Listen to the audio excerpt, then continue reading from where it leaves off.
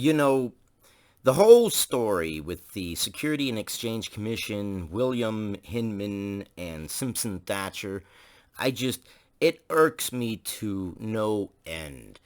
I mean, the corruption is just so blatantly in our face, and then they have the gall to come at Ripple and try to knock down their fair notice. And the way they're trying to knock down their fair notice is by compiling a bunch of other cases that really have nothing to do with this case. This case is precedence setting.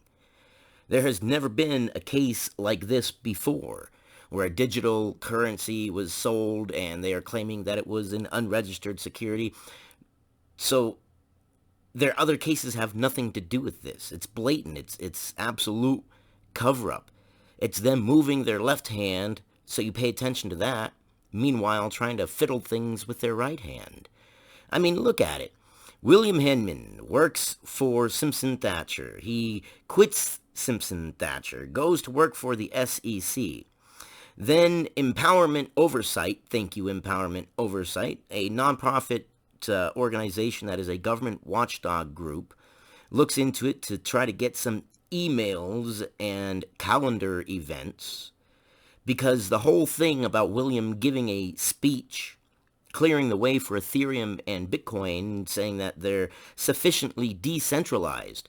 Decentralized? Are you kidding me, Mr. Willie? And we'll call him Willie from here on out.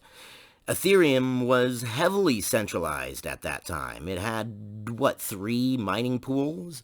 Maybe 4? And then, while Mr. Willie is working for the SEC, he gets $1.6 million from the SEC. What? Okay, so then Empowerment Oversight is suing through Freedom of Information Act, the SEC, to get those calendar dates and emails that exist from Willie to Simpson Thatcher. The SEC says, well, those records aren't found. We can't find anything. Okay. Period of time goes by and they say, oops, you know what? Hey, we made a mistake. Our bad. There's like over 1,000 pages of documents that document points of contact between Willie and Simpson Thatcher. That's either something on his calendar dates or an email and or both. What? 1,000 pages with his former employee while he's working at the SEC, and his former employee just so happens to have given him 1.6 million reasons to stay in contact with them through 1,000 documents. And then he gives them a free pass. And then not only on top of that, on his way out the door at the SEC, drops a lawsuit and goes to work for Simpson Thatcher. Say what? That is absurd. What part of any of that makes sense? It's more like it's a gang, and they're ganging up on Ripple. Why is that? Are they afraid Ripple's going to corner the market, and they're going to lose the money that they've made off of it by insider trading? I don't know. Sounds suspicious to me. It sounds corrupt to me. And I would urge you to get in contact with whoever your local representative is and say your concerns. This is not the way that we want this market to come out under the guise, or not the guise, under the direction of a corrupt organization. Not only corrupt, it's blatantly corrupt. I mean, what part of any of this makes sense? You work for a company. You quit that company. You go to work for a government agency that has oversight and power over a financial institution, a financial class.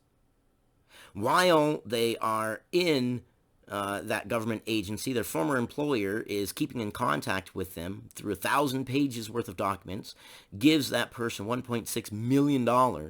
That person gives that company, Simpson Thatcher, who sits on the chair of the Ethereum Alliance, they benefit directly from Willie giving them a free pass, even though they weren't decentralized at that time. They had like 3 big mining pools and like 1 kind of iffy mining pool, but that was pretty much it. That is a couple small fries. But 3 big mining pools, that's not decentralized, that's pretty centralized.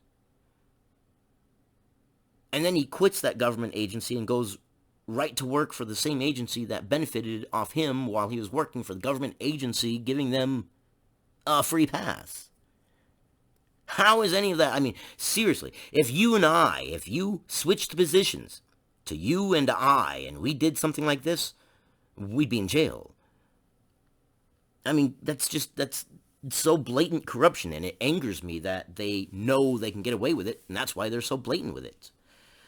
The only way we can stop them is to join empowerment oversight and also do our own stuff. Contact your local representatives and say, hey, look, this isn't right. Contact the Federal Bureau of Investigation, whoever. I mean, this is just absurd. And I hope that you guys see it as the craziness that it is too. It's corruption. There's no way around it.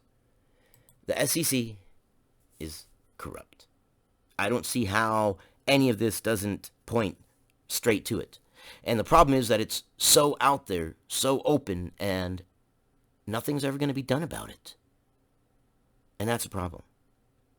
Anyways, I wanted to get that one out there because it was irking me, and thank you for your time. And I'll see you guys on the next one.